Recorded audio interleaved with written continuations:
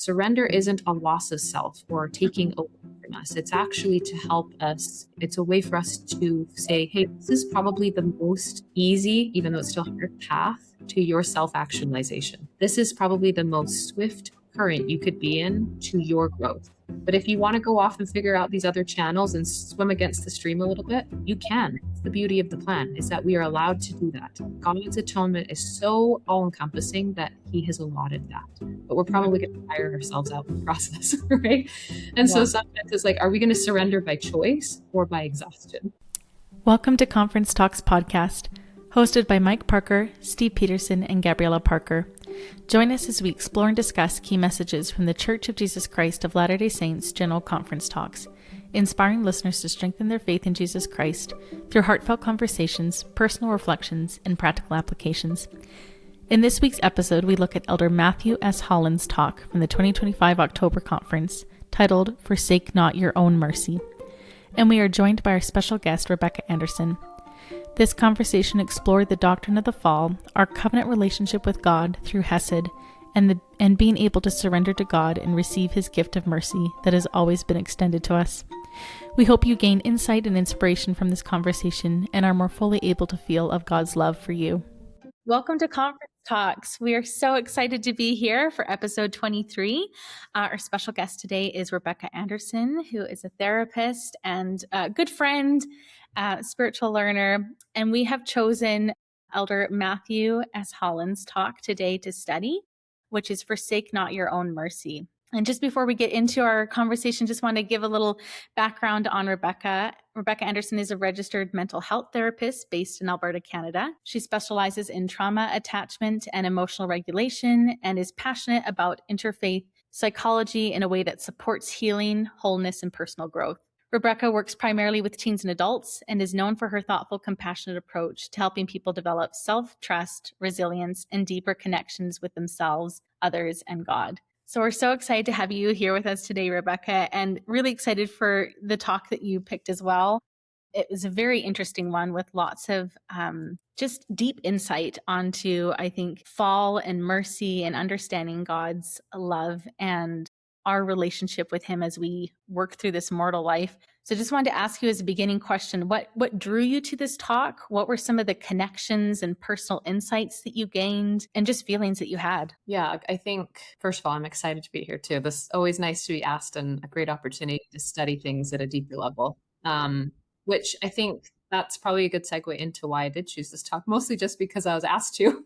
And so as I went through the list of talks that you had suggested as options, I felt drawn to this one oddly. Obviously, you could pick any conference talk and have an amazing discussion about it, right? But this one really stood out to me because I think it's a strange concept. Forsake not your own mercy. We often talk a lot about forsake not God's mercy or Christ's mercy. And that was an interesting way to think about it, like our own mercy. Like how does that play into our relationship with God and our growth and our development? And the more that I read into the talk and started really studying it, I think that there's such rich insight into why that's an important thing to understand in our theology as members of the church, is that our mercy is actually part of that story too, that it's not just God's mercy. Like our mercy towards ourself, our relationship with ourself in our growth and development is critical in becoming like him. Yeah, I love that. I think it's really interesting. Some of the things that we talked about previously before we got on the podcast was just the connection in that he brought up with Jonah's story. I feel like that it's such a good one to look at in any context, but especially in this one with mercy. And you brought up some really beautiful points about the symbolism of it as well. Jonah being in the belly of the whale for 3 days and how it's that similitude of Christ's atonement. And you gave some other examples as well. And I was just wondering if you could share a little bit more of those examples as well as your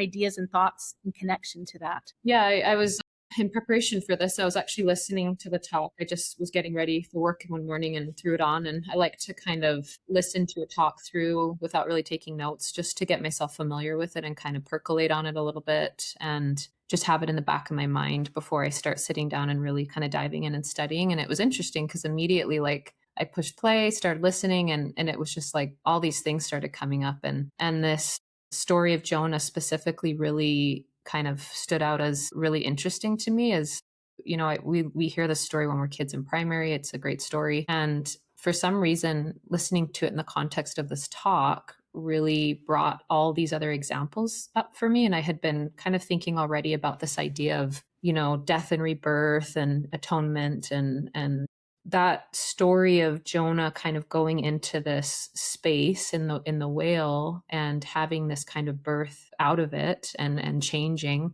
really came up in a lot of different stories in the scriptures for me, of like there's lots of examples of that. Like I remember Joseph in Liberty Jail having this kind of moment where he was in the belly of the prison and feeling forsaken by God, and having that question, God, where are you? And this wrestle almost with his faith, and then being delivered from that. And then Daniel in the lion's den, same thing. He's being put into this kind of container, this place where maybe he feels forsaken by God, even though he was, praying and doing all the things he was supposed to, and that other people's choices were placed in there. And I think there's lots of examples. Joseph in Egypt, same thing, where he was put in prison and he was put into bondage by his brothers, and then again by Potiphar, and all these examples of where we're taught of this idea that there is this kind of place where we go, I think, as humans, where we can feel disconnected from God, or we kind of have to wrestle with difficult things, our humanity, our mortality, and maybe even our own questions of faith and maybe faith crises. And there can be this journey, so to speak, that we go through in those places, and then we can be reborn out of them. And that for me was a big theme in this talk, of just this idea of Christ being with us in all of those moments, that although Jonah, ran from God and was in the whale, that Christ was never gone. Like God was never not aware of him. And that really spoke to me in the connection of just how that looks for us in each of our individual lives, that we have those moments of being in the belly, and that God is with us. He's aware of us, even if we're in a deep wrestle with self.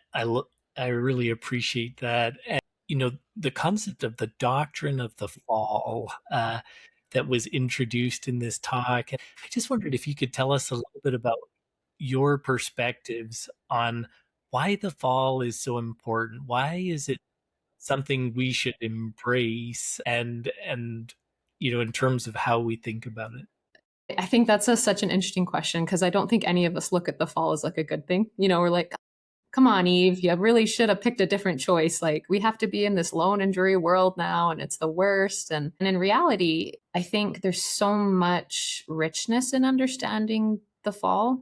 Like, without the fall, we don't have the atonement, first of all. So let's just point out the obvious, right? So that led to something that's actually so pivotal and central to our theology as Latter-day Saints, right? That without the fall, there is no atonement. I think also what it brings up for me is this idea, again, of what is the purpose of us being here? Like, what is the purpose of life? What is the purpose of mortality? And it is to become like God. And to become like God, we have to have a condition where we are challenged and where we are kind of pushed into growth, right? And if we think about back in Genesis, right, in the early Old Testament, Adam and Eve were in the Garden of Eden in a state of innocence, they say, right? And if we understand that correctly, a state of innocence, we're not growing, right? Think about children. Children are not developed fully. They are not mature. They don't have wisdom. They're innocent. They are kind of in this perfect state almost, right? And if we think about that, not just like literally, but figuratively, spiritually, it's the same thing, that there was a need to step out of innocence in order to become. And I think that's why the fall is so critical to our development as not just humans, but as children of God, is that we believe in a theology that we can become like him. And how do we become like him? That's, I think, where that doctrine really sits, is the doctrine of the fall is the how-to. Right. And that it's the fall and the atonement, that they're linked together. And so there had to be a fall from grace, right, from innocence, for us to be able to then, with our own mercy, back to this idea of the talk, to be able to kind of choose, right? And I love this quote. I think Jennifer from Mason 5 talks about this in her work a lot, that if we don't have a freedom to really choose, like two options, then we don't really have choice, right? It's more of a compulsion. And so this idea that there is choice in the fall is actually what helps us to become more like God, is that agency is central to that. And that's what we believe we fought a war in heaven over. And so if it's that important to fight a war over, we want to look and examine that. Like, why is that a key component in the fall, right? That agency is actually directly linked to that. And that because we fell, we can choose God or not choose him, right? And that's our journey, is that there's moments where we do choose him, and there's probably a lot of moments that we don't choose him. And that's kind of our wrestle. And I think, again, that going back, tying it back to that story of Jonah, I think that story beautifully depicts that Jonah had not just even one moment, but moments where he ran from God. He chose to not kind of go towards God, and yet that atonement was still there, right? And that was part of his development as a son of God, and becoming, in a way, like a prophet, to be able to go and to teach people. And that's part of our development too. All of our stories are that exact same framework and process. I really love that connection. And with Jonah, it was not just one fall. Sometimes I think we think about, okay, we're fallen and then we're saved. Jonah's story illustrates how we continually fall, right? Even when we turn back to God, and how that mercy is always there for us. Yes. So when we think about that mercy, because you framed it so well in terms of the fall being about purpose and becoming, but part of that journey is to tap into God's mercy to support us in that journey. We don't just fall by ourselves. We have the opportunity to have that godly support through us. So just if you could tell us a little bit more about what is it that can tend to block us from receiving that mercy or being open to it. Yeah, I think God's mercy is always there. I don't think it's him withdrawing mercy from us ever. I think it's us that step away or block. And how do we do that? I think so many ways. I think our stubbornness, our pride, our egos, our sometimes even just ignorance, our inability to understand. Right. I think we block God's mercy when we, in ways, maybe try to do things without him. Right. It's interesting if you overlay that over the development of a child. So just in my work as a therapist, psychologically understanding that part of good human development is children rely on their parents heavily in their early years as protectors and part of, emotional regulation. And then as they become teenagers and into young adulthood, part of actually healthy development is separation, right? As they kind of step away from their parents. And that's actually critical in self-development of development of identity, right? And sometimes I feel like we have this interesting spiritual correlation with that, where we kind of like step away from mom and dad, figuratively, of this like rebellion. It's not really a rebellion. It's more of just like, I'm trying to figure out who I am in relation to you, right? And can there be a me and a you? And can we be together but also separate, right? We call this idea of differentiation, right? And I think sometimes for us, when we try to differentiate, sometimes we inadvertently step away from God and we don't allow him in that process, much like a teenager, like, don't ask me about my life and don't help me solve my problems, and all those fun things that teenagers need to go through to develop. I think sometimes we do that spiritually with our heavenly parents, is that we inadvertently kind of push them away and don't want them a part of our journey because it's painful, truth be told. I think it's hard sometimes to be seen fully when we're not always making choices that align with who God wants us to be or knows who we can be. And so I think out of self-preservation, sometimes we like to hide. We like to step away. We like to maybe make choices and figure ourselves out. And sometimes we push God away in that process. Jonah did that. I think all of us do that. Adam and Eve did that in the garden, where they hid themselves after, Eve chose to partake of the apple and Adam then followed. And that's such a human thing for us to do, right? And sometimes that's a result of shame. Sometimes it's a result of pride. Sometimes it's a result of ego. But I see it all as this idea of self-protection. We're doing that for a reason. And most of the time it's not for a lack of love of God. I think sometimes it's because of such a love of God that it's hard to be seen in that state of imperfection or that state of ignorance and sometimes even rebellion. And I think we do it out of trying to protect ourselves. Yeah, that's such a good point. Just because I think we're still really wrestling with this whole fall and failure, especially as we really want to be perfect. We really want to be the ideal. And I think not only is there this need and want and desire in us to be those things, but there's also this parent-child relationship where we really want to be pleasing to God, right? And to be seen as pleasing. And we kind of forget that we're always pleasing, that we're always beloved and loved of him. And just as you were saying, we're dealing with the shame. A couple of thoughts that were coming to me as I wonder, as we're looking at the fall, if part of the goal for God is for us to become more comfortable with making mistakes or with imperfectness, and not just the fact that, sin and whatever and dwell on that, but just that process of returning back to him, that we're always continually to practice using the atonement, looking for him, being aware of our mistakes and our failures, but also being very aware of his love. And I think that often comes into tie with how we block ourselves. Really, my big question is why? What is the initial reasons why we might be blocking God's mercy or deliverance for ourselves? Maybe I think there's we're carrying out justice in our own atonement, to feeling like we need to suffer through this. This is our penance. I think shame is a big one. I think fear is a big one. For Jonah, in his story, it was anger initially. Really, there was real anger and hurt and ego that kept him. Like, I am not approaching this because I hate these people. Like, I do not want them to be saved. These are the people I want in hell.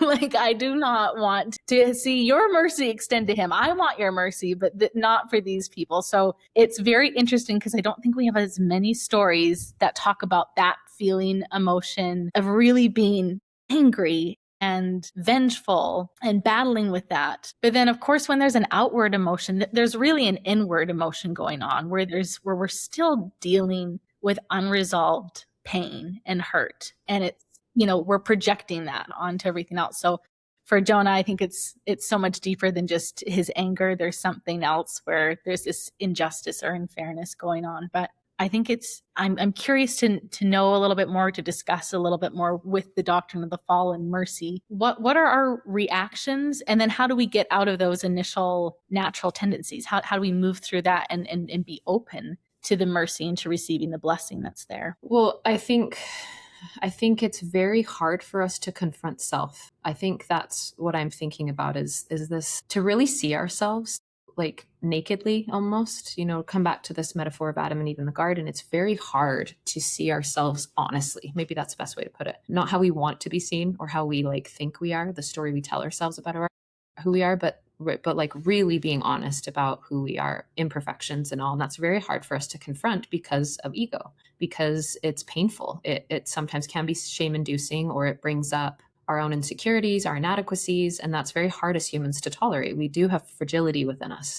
And so we do everything we can to try to cover that up and to hide it from people. And sometimes in pursuit of perfection, which we know is not possible, right? And I think part of why we're here is to grow out of that, is to overcome it, right? Is the fact that Christ actually wants to see us in that. In a way, we talk about in the gospel, like this idea of marriage to Christ, right? We have this kind of metaphor of a covenant with God, a covenant with Christ is this kind of type of marriage. And I'm not using that word literally in that we're literally married to God or Christ, but it's this idea that we are in relation to. And marriage, the concept and the practice of marriage as humans is actually a very similar thing, is you are being asked to show all of yourself to a person in relationship and move through life. It's a very uncomfortable thing, right? To be kind of naked in a way in front of somebody, that you can't really hide yourself from somebody when you're in a marriage, right? And Mike, I can see you nodding. You're probably like, yes, it's very true, right?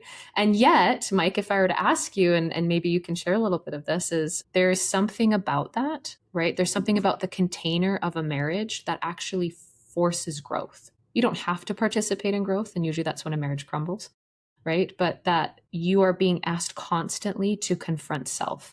And that's through being seen, right? And I think that that's in a way kind of what we're doing with God constantly, is that we're being asked to constantly confront ourselves in mortality and to work on those things in ourselves that keep us from him, really. Our inadequacies, maybe it's a short temper, maybe it's judgment, maybe it's we don't like to be told what to do, right?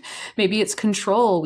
Need to have certainty and control in everything. And there's these things within us that are part of being an immortal existence, right? That we inherit sometimes from our parents, from social constructs, the way that we're raised, that are things that we need to evolve beyond. And that relationship with God is inviting us to do that constantly, right? And sometimes that's uncomfortable, like Jonah, right? Sometimes we don't want to. Like, I don't want to give mercy to these people. I think these people are horrible. How human is that, right? All of us, as much as we're like, Jonah, come on, get it together. All of us are like, actually, though, there's probably a few people I would think that about, right?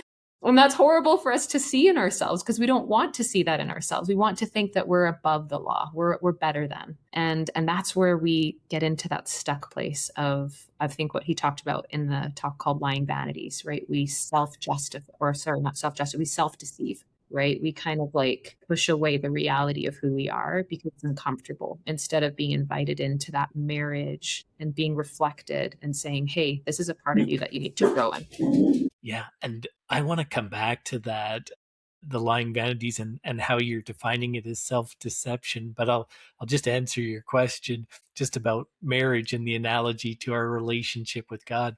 When I proposed to Catherine, I said to her, you can make me a better man. And then a few years later, I said to her, I think on one of our anniversaries, but I had no idea how painful that would actually be.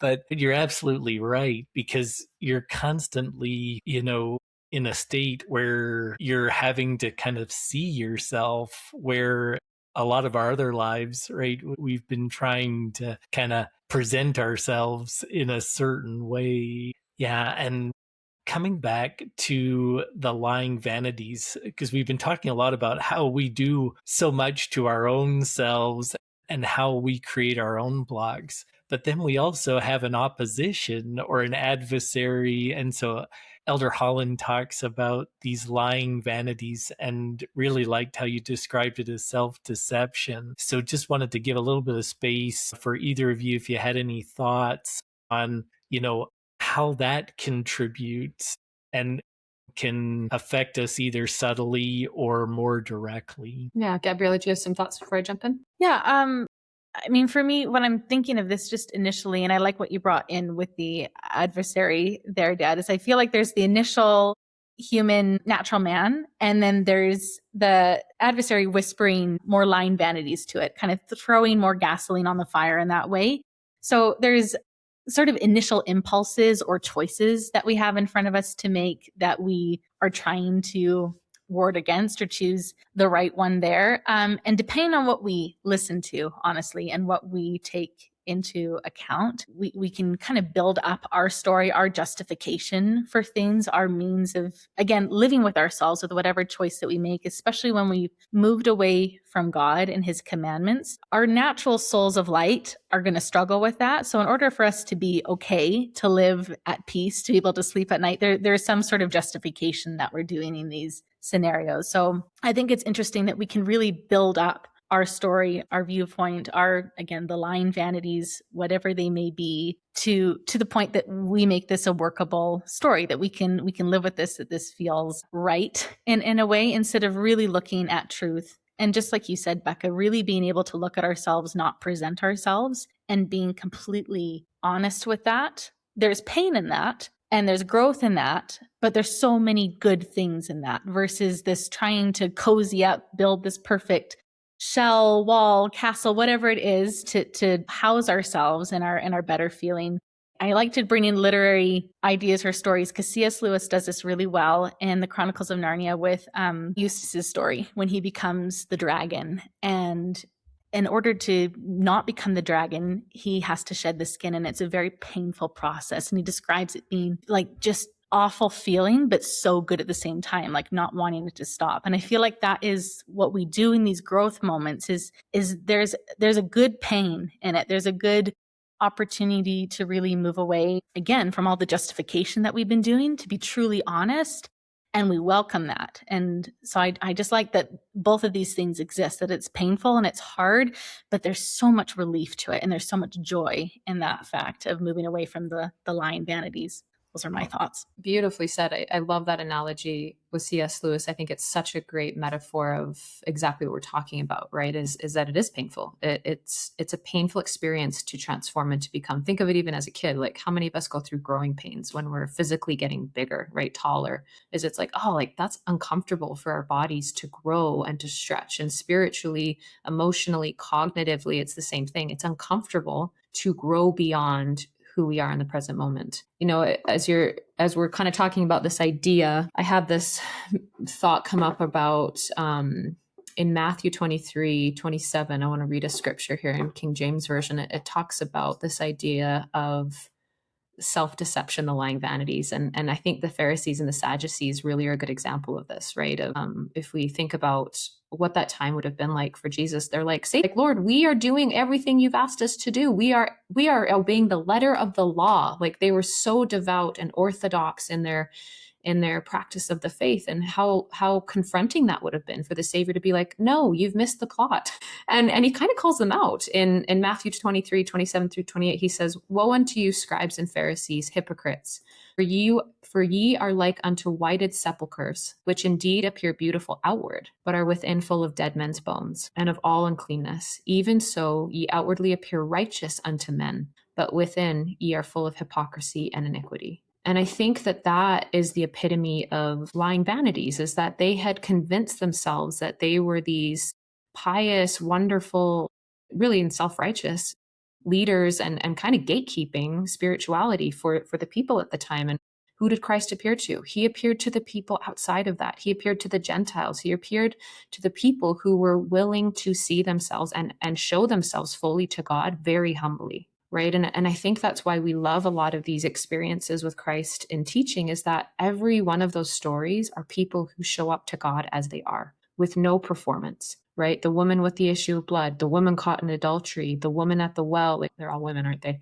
Right. Is these experiences where they are just, this is who I am, Lord. Right. Take me as I am. And it wasn't these kind of like high up in status, authority, where sometimes I think that's where we can get, even in our own current culture and church culture, of the lying vanities that we can get stuck in. Right? I'm the Relief Society president, or I'm the bishop, or I'm these things. And sometimes we can buy into our own story and not really see ourselves the way that we need to see ourselves.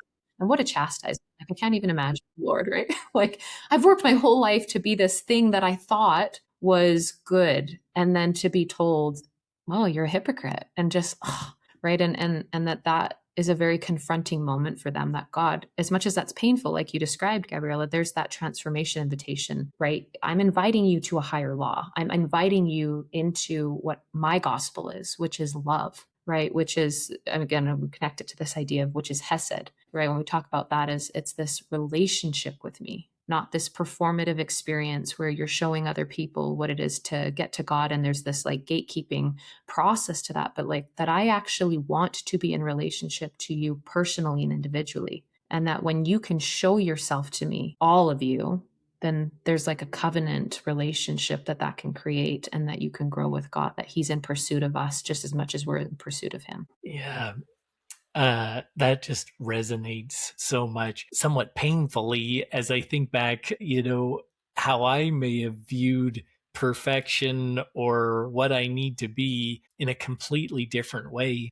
But if it weren't for the fall, if it weren't for my fall and better understanding that, my journey to become would have been more ignorant, right? And I would have been stuck in those mindsets, as opposed to turning and focusing on Christ and really trying to understand, how do I access that? How do I access his amazing atonement? How do I develop a relationship with him where I can really feel his presence and trust, what's happening in my messy life, that there's purpose in it, like you referred to earlier. I think that that's a very hard thing that all of us are figuring out how to do in our own ways. And I think that's not a moment in time. I don't think there's ever a moment in our life where we're like, well, I've got it figured out, right? I think it's a constant process. It's a process of becoming. It's a process of being in a relationship, just like you and Catherine, like you were talking about, with any relationship we have. It's an organic thing, right? Is that we are human, and that we're growing together as humans. As we grow, we're going to bump into each other, and we're going to expose some of those parts of ourselves that we need to work on. And thank goodness for an atonement that allows for that. I mean, that's why we partake of the sacrament every week, right? Is that it's an invitation for us to examine in the week where we maybe need to grow beyond our lying vanities, and in what ways that we've maybe self-deceived or self-justified things, and trying to preserve maybe that ego or our pride or what we think. And I think that it's a practice, right? We do rituals in the church, like the temple and the sacrament. These are ordinances, they're rituals, they're practices that help us embody a teaching so that we can learn it beyond the cognitive level, right? It'd be very easy for us to just say, well, this is the atonement and we all get it. But God has provided rituals for us to help us to embody it in a deeper way, to learn it in a deeper way. And when we participate in things like the sacrament, like the temple, it's a way for us to kind of let it sink in a little deeper and to help us in that process, to keep coming back to those truths, because we forget. We so easily forget as humans of what is the purpose, like why are we here? We get so caught up in our lives of the busyness, and then it's like, oh yeah, like why am I not happy, right? Or I'm feeling disconnected from God or from my relationships that are most important to me, and how do I get back to that place of that feeling of connection and goodness? And that takes that self-awareness. It takes that self-honesty and that self-correction, and the inviting God in that process, I think, helps us to do that more honestly and with compassion and mercy. Because I think if we just viewed ourselves sometimes the way that we are, we can be quite critical and hard on ourselves. And then it's very difficult to access the atonement, right? And so when we can extend our self-compassion and grace the way that God does, we can actually utilize the atonement then and learn from our mistakes and then use that as wisdom moving forward. Fantastic. Just continuing a little bit more along this same line, because we've talked about what blocks, what we can do to block our mercy, and the influence of opposition in that as well. And so what stands out to you about some specific things that may help us to be more open and able to receive that mercy from God, that we're not getting in our own way, so to speak? Oof, I think there was surrender. That's the word that comes to mind. There's a surrender in asking for and needing help, right? And they're almost like an admittance of that even. Like, I actually can't do this on my own. For somebody who's very independent, that's so hard for me to do. Right. That's my like lying vanity to myself. Like, oh, I can do everything, anything that needs to be done. I can figure out a way to do it. And the reality is that's just not true. Like we need help. We need each other as humans. And we also need that relationship with God. And so I think just acknowledging that it's hard to surrender. It's hard to turn to God and ask for help. Some people, I honestly think that's a spiritual gift that they have. My dad has that. He is like, yeah, God is there no matter what. And he just like goes to him. I'm like, why didn't I inherit that from my dad? Right. And I see other people that have that. And I got the stubborn gene in my family and I love it. I love it because I think that God loves that in me. I think God created that. And I get to use that stubbornness for good when I do. Right. But that's kind of part of our journey of overcoming is learning the wisdom and the importance of the surrender. And again, if we go back to the idea of the fall and the atonement, that's really what Adam and Eve did, right? Is they went and hid themselves, and then God said, come. And they stepped out into the light. They exposed themselves to him like, hey, here we are in all of our nakedness. And we made this choice that you told us not to. And that's really painful for us to admit, and also painful for us to now have to deal with the consequences of that, which is that loss of innocence, that stepping into the world, the lone and dreary world. And yet that is part of why we're here. That is the entire purpose. That's the plot, right? And sometimes I think we forget that. We miss that the surrender to that reality that we live in is part of our growth. And I think the sooner we do that, or the more often we surrender, I think we grow exponentially. But when we resist that surrendering is, I think, where we get stuck and we feel that kind of existential anxiety or those questions come up. Sometimes that's a faith crisis. Sometimes it can be just feeling like we don't understand things fully. We feel like it's a loss of control. That's a big one for humans, right? Is it's very hard to surrender because it's like, well, there's uncertainty there. I need control. Right. And so I think that's, in my understanding, Mike, for myself, I would say that's really how I see that process kind of playing out. And it's just this constant working towards that of surrender, acceptance of God, and overcoming the self in that process. I do want to dive in a little bit more to the language just for myself, because with surrender, I struggle with it. And I think it's more just the visual as well as the language for me, because I'm really thinking defeat and conquered, the dog laying on its back, like I've surrendered. There's this, and submission, and maybe that is what it is. But I also, or maybe there's other things to it, but I do struggle with it because it does feel, or maybe I'm just leaning too much, or it's where it's bumping up against my natural man of I'm not giving over my control will, or this feeling of surrender, just the defeat. the hope lost, versus how can I do this as a willing offering, as something that isn't coming from the last resort, or this place of pain or defeat, or just exploring that language a little bit more. Or maybe just some other ideas of what that looks like, what that can be like, surrendering, and maybe what that feeling is when you felt like I have surrendered and I've been able to receive now. Like, I just want more, want more experiences and more language to articulate that, so it doesn't feel so foreign. Such a great point. It is foreign, I think, and it is, I think that's a great articulation of what it probably feels like for most people, is that surrender does feel like well, I guess I'm giving up, and kind of as a self-erasure almost, like me surrendering is getting rid of self. No, I think a good example is, this is like the heroine's journey in life, right? Is the heroine's journey is the valley. It's the death and the rebirth. And I think a surrender kind of example, Gabriella, that might be, I hope touches on that. Let me know if this feels like that gives you kind of a better conceptualization of that, would be women in childbirth, right? If a woman resists the process of having a baby, what happens? It's a lot more scary and painful, I imagine. But like, you can't stop it. Like, that's not.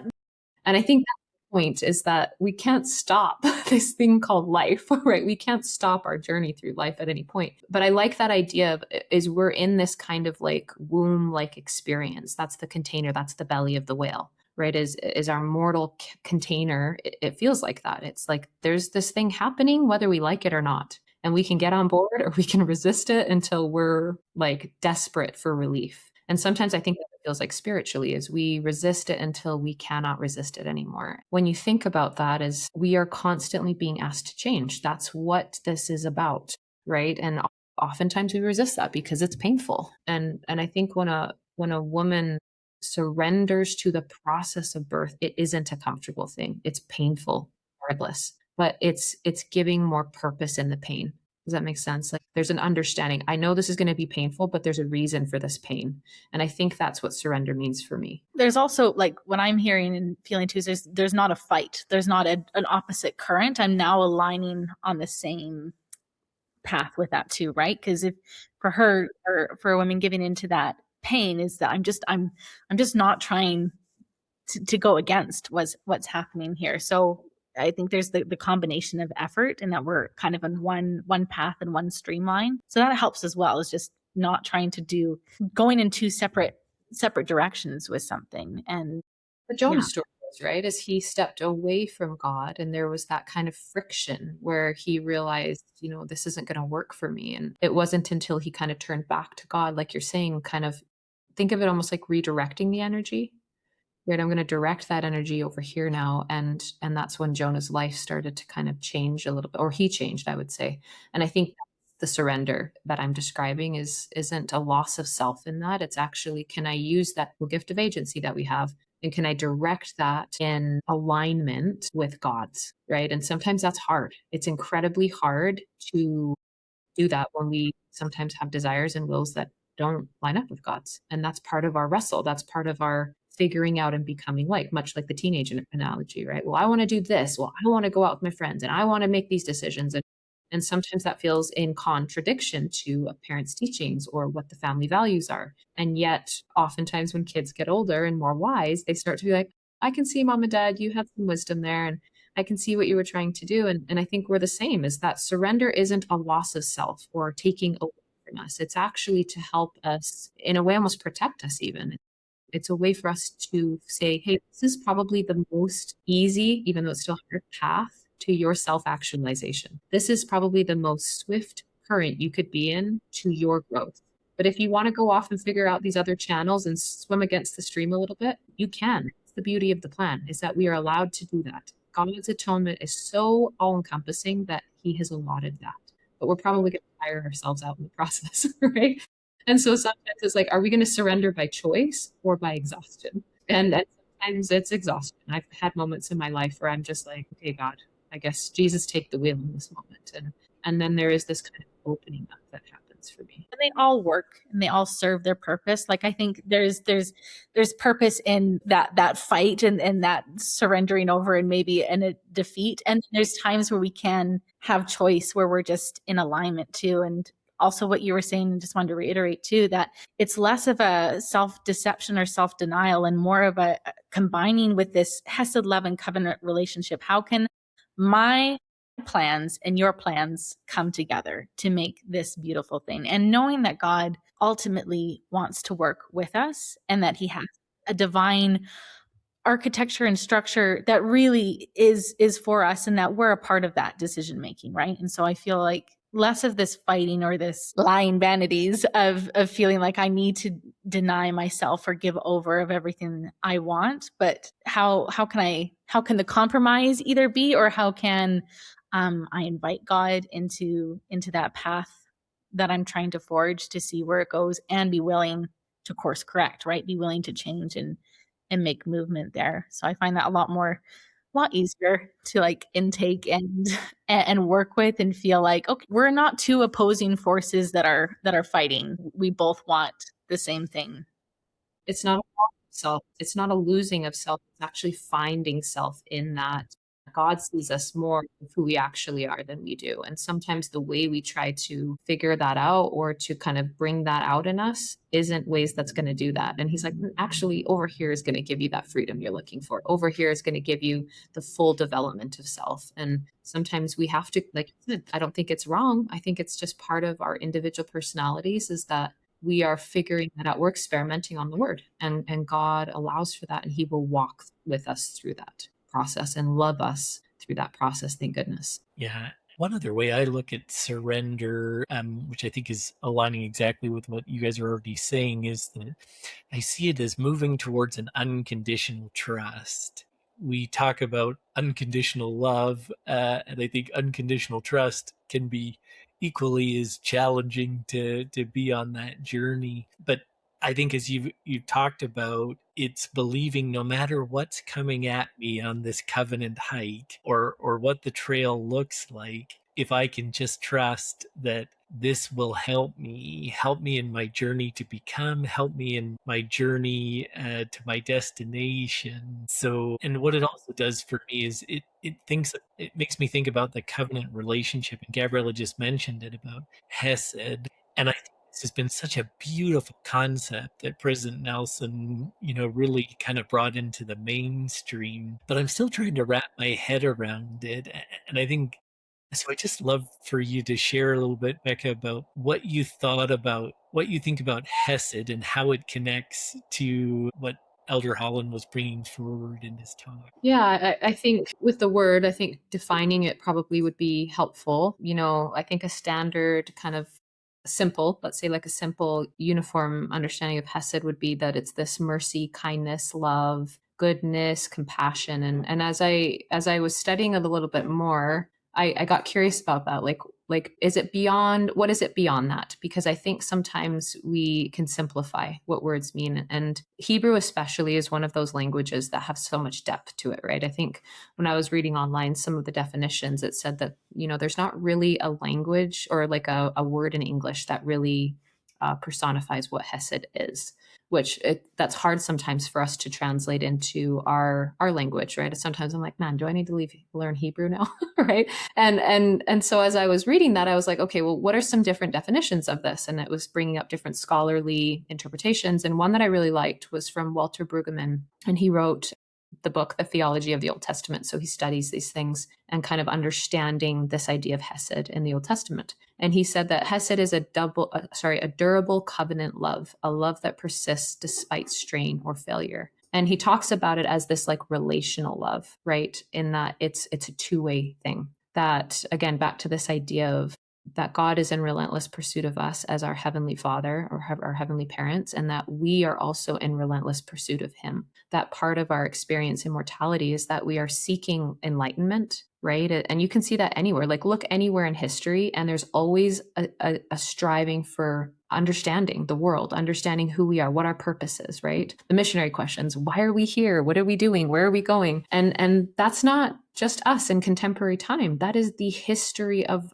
humanity. is that we are always seeking to understand what this thing called life is. And is there life after death? And what's the purpose then? And what are we here for? And I think that when we understand this idea of Hesed, it's this beautiful understanding of who God really is, not who we sometimes think he is, right? Is that he is a loving parent who is actively involved in our lives, interested in our lives. And Gabriella, kind of that idea of we're not losing a sense of self in this process, that God is actually very invested in each of our unique, diverse personalities, and that what he's interested in me, it might be different than what he's interested in about you, and what he's interested in about you, Mike. And that's so beautiful, is that he is actively seeking us at every point in our life and is invested in that journey just as much as we are actively seeking him in understanding life and trying to better our lives and to feel more happiness, more joy in life. I think that Hesed kind of describes that in a way, is that seeking each other out constantly. And sometimes we don't have language for that. Just like in English, it's like, well, how do you describe that pull towards something bigger?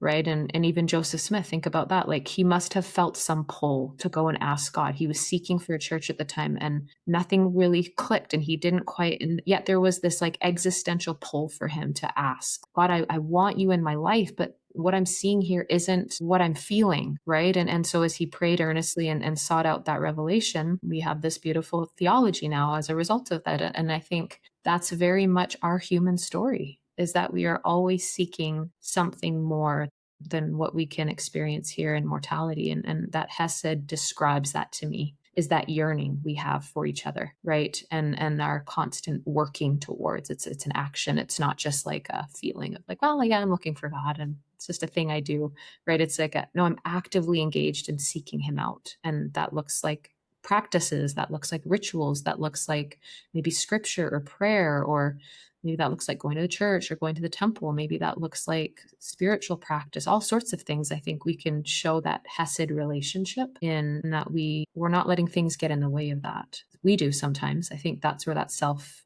justification, that self deception comes in. But I think that God is always just ready and waiting for us to come and to be part of that relationship. And in a greater sense, that covenant relationship is I think the next level of what that is. Yeah, I really appreciate how you brought in that quote from Elder Kieran about God is in relentless pursuit of us. And you've talked about it earlier, right? That there is no path that we can try to veer off on. God is not willing to bring us back. And we see that in Jonah's story so many times, right? Never leaves him. Right, he doesn't get himself out of the way a lot, right? And so I think about, as I'm on that covenant hike and I'm deciding I don't want to stay on this trail, I want to go to the other trail, like I'm using my agency. But love how you express how God is always there with us if we're willing to trust and be open to that. Mm-hmm. Related to Hesed and the experience of being in this two-way relationship, Elder Hunt also talks about joy and references back to President Nelson's other famous quote about, joy is not about the circumstances of our lives, but the focus of our lives. So just also wanted to create a little bit of space to talk a little bit about what is the joy that we're trying to experience during these many fallen states, and how can we experience joy with so much challenges and suffering that people are sometimes enduring? Yeah, I think it's a great question, and I think back to this idea of definitions of words and understanding the meaning. I think sometimes in our contemporary language we associate joy with happiness, right? I want to feel happy all the time. I mean, that's something I feel in my counseling work as people come in and I want to be happy, I want to be happier. And oftentimes we have to kind of work through the reality that happiness is not something we can sustain constantly, right? And so if we understand joy to be that, I think often we're disillusioned from the church or from God. Well, God, I'm not happy and I'm doing everything you asked me to do. I've been there. I have felt that, right? God, I went on a mission. I've been righteous my whole life. I've obeyed my covenant. So why am I not happy? And I think it's taken me to a place of really thinking about, like, what does joy actually mean, right? Not just what we hope it means, but like, what is God trying to teach us in that? And I think President Nelson kind of touches on that a little bit with this idea of it's having that eternal, that celestial kind of focus. And so when I think about my interpretation of joy, I think I like to kind of replace the word purpose, right? That when we have a really deep-rooted sense of purpose, there's a joy in that. There's direction, there's fulfillment, there's meaning that can help us weather the difficulties of life. And I think President Nelson used the example of the pioneers, right? Is that they had horrible circumstances, but yet they had joy, right? And sometimes that's hard for us to really understand. Like, well, how did they have joy? They were like dying. They were dying of starvation and of freezing to death. And this seemed so needless. Like, why was this so needless, this suffering and these sacrifices that they made, right? And I think that joy in that context was that they understood and had deep purpose in wanting to get to the Salt Lake Valley and to gather together as the saints, and to really, they were establishing the church. And I think for us, in more contemporary times, we're not asked to do the same thing as the pioneers. Thank goodness. I would have died on the plains, right? But we have this kind of spiritual plane that we're on, in a way, of where we're asked to have purpose and meaning in living the gospel. And I think that the plan of salvation is that the plan of salvation is the purpose, the framework in which we can experience joy in life, or the most amount of joy, let's say. Because I think there's many people that feel joy and purpose outside of the church. I do not think we have a monopoly on that. But I do think that the framework of the plan of salvation gives us purpose, direction, understanding with the unfairness of life. Right. I often think about clients that I will counsel that I'll sit in deep grief with, that have no spiritual practice or framework when they lose a loved one, and how devastating that is to them, and how it feels like their life crumbles. Right. Their whole life just feels so meaningless, so purposeless now in the face of this massive grief and massive loss, which of course it would. Right. And I see often clients that I have that are LDS that come in, and even in my own experience with losses, that there is a purpose that we have in understanding the plan of salvation, that life does not end at death. And there is a joy that comes from that, a joy not necessarily that it takes the grief away, doesn't take the pain of the loss away, but that it gives us a way to move through it, right? It gives us kind of a vehicle to move through that grief in a different way, that there's hope in spite of the loss. And so for me, I think joy is purpose. And I think that the gospel gives a framework for us in terms of purpose of life, to help us weather the unfairness, the difficulties, the hard things of life with a little bit more hope, a little bit more faith, and a little bit more direction and ease, even though it's still hard. I sure appreciate that. Yeah. I'll turn it over to you guys. Yeah, just as I've been thinking, and as you guys have talked about joy throughout this podcast, and I really like how you tied it in with purpose, because I 100% agree. The other thought that comes to me is it's also really about recognition of it. That joy is kind of all around us. Like, just like we've been talking about blocking mercy, we block joy a lot from ourselves and in life. And so I think if we think of it less as this finite thing that we only have so much of, or it really is everywhere. And if we tap into it like energy sources or any type of other feeling, that the recognition, turning over, creating moments of joy, being able to see it's there. And that ties in really well with purpose, right? We have a purpose there, and then we can also recognize there's joy. Well, then that makes a lot more sense to me when I think about pioneers struggling and having joy in that struggle and that strife, in the same sense that like we can wallow in our pain and our suffering and only focus and only see that. Or flip side, we can see joy, and we can be, I think, thankful at the same time. Like there's so many different finite emotions that come into it. There's gratitude, there's grief in joy, and there's love, there's surrender, there's I think just all these open, vulnerable, soft emotions that are hard for us to feel or embody. The really tender side, and the really tender side of God. And I think about, the atonement and what Christ went through. And we like to focus a lot on the pain and the suffering, and that's what he was there for. But the only way that we get to joy is because we've gone there, experienced all those things, or maybe at the very heart of that pain is the joy, or is this satisfaction that I'm doing hard things, that there is joy in accomplishing, in slaying this dragon and becoming better. So recognition is the takeaway for me, is like, I've got many things that I can be joyful for. And I'm grateful that prophets recognized that and wrote down these stories, because to me, it's the recognition of their life, of the thing God taught them, and then also to be able to see their deliverance. And one thing I wanted to just quote back to you, Becca, was in the encouragement part. You talked about what I love about Jonah is that being delivered doesn't suddenly make him perfect. He still does. He still struggle, and God stays with him anyway. And that shows that grace isn't about getting it right the first time. It's about continuing ongoing relationship with God and his mercy while we're still growing. And I think that's joy. I'll just add that I love the purpose connection to joy. That really resonates with me too. And it makes me think that God's purpose, because he loves me so much, as we've talked about this journey of becoming, his focus is not about giving me a life of ease, though he Yes. blesses my life in so many ways. But his purpose is to help me to fulfill my divine potential. And so I think part of that joy is understanding that purpose, but having a confidence in it, having a confidence in however my trails turn or go upward or downward. And I can have hope in that. I can have hope in loving heavenly parents, an infinitely loving Savior that, is absolutely trying to help me get the most out of this experience. So true. And I think that helps us to get beyond the simplicity of a feeling, doesn't it? Right. But I think you're right, Gabriella, in that joy in itself is almost like a conglomeration of a lot of different things. Right. And I think that's why we use it in such different ways as humans. Like you can have joy in so many things. But as I was listening to you both talk, a thought came to mind that I think it's interesting if we think about moments of joy, like the feeling, I suppose, and the transcendence that it can bring. It's almost always connected to relationships, isn't it? Some relationship with, be that nature, relationship with people, with animals, with life, right? Is that joy comes through relationship. It is not something that you just feel in a vacuum. Nobody on their deathbed is going to be like, oh, I'm so joyful. My stocks did so well. You know what I mean?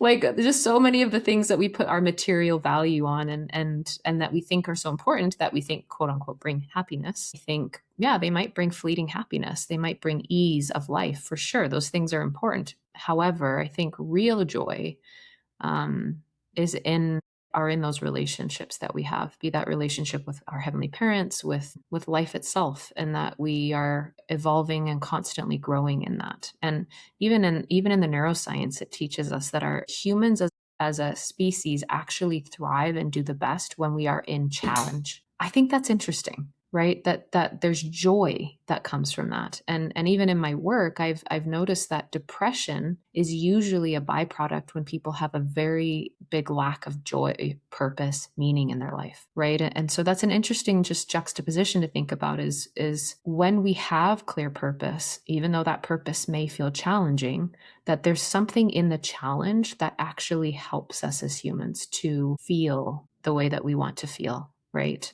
And to grow and to become, and that joy is connected to all of that. And that when we don't have that clear sense of purpose, we flounder, right? And I think that's part of why God created a framework or a plan for us to get the most out of this one big life that we have, right? Is to be able to come to this mortal experience and to say, okay, let's like get every ounce of living we can get out of this. And the way that you can do that the most effectively, here's this plan I've created.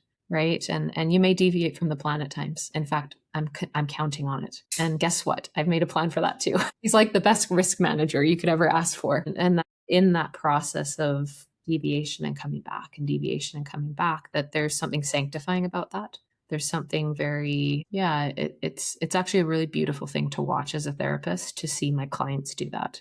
I get to peek in, I think, a little bit of what the Savior must feel like for people in my work is I get to watch people in this process of becoming, right? If they come in to talk to me about the most challenging parts of their life, sometimes the most ugly parts of themselves that they don't show to anybody else, that they feel such pain and grief and shame even in. And I get to sit there and be, in a way, a container and help process and help walk with them through their becoming. And the joy that brings to me and the love that I feel for them is just a sliver of what God feels for us. And I think about, if I can feel joy in that, if I can feel joy in that purpose and helping people imagine the joy that God feels in our turning to him, in our choosing him actively, even when we don't choose him, right? That he feels such joy in our lives, in us experiencing this mortal experience. And of course, when we choose him, there's an elevated amount of joy. And in our own joy, that when we overcome and we become,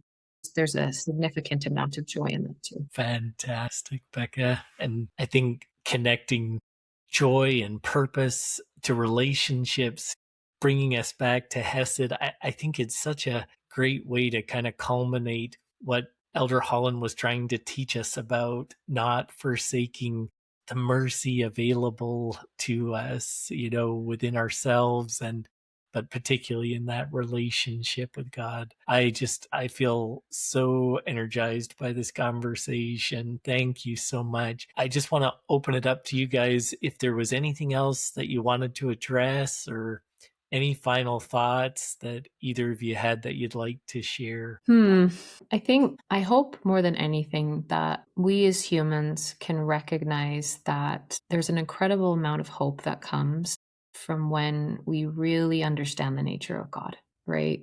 That I think we create so much of our own anxiety about life, about just things, right? That we put so much energy and meaning into things that often don't matter. And I think when we really step back, and I think this talk really invited me to do that a little bit, is to think like, really, who is this God that we worship? And God being our heavenly parents. And I think when I really step back and slow down and think about that, I'm filled with a lot of hope that I believe in a God that is so invested in me, and that does not mean I have to be perfect to please him. In fact, he's expecting me to not get it right. Now, that doesn't mean I'm willfully going out and, okay, eat, drink, and be merry, for tomorrow we die, and God's got me anyway, right?